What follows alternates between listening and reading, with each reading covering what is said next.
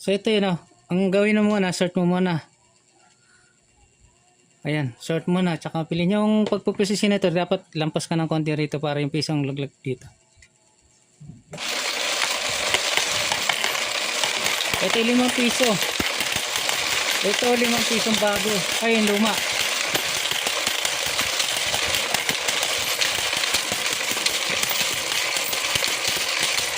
Pati 10 dito na pupunta.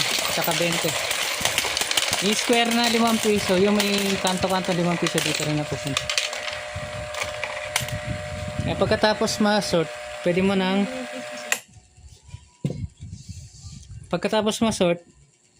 bilangin ng tigpipiso yan. Lipat mo sa piso. Tsaka bilangin mo. Magbilang ka ng tigpipiso na.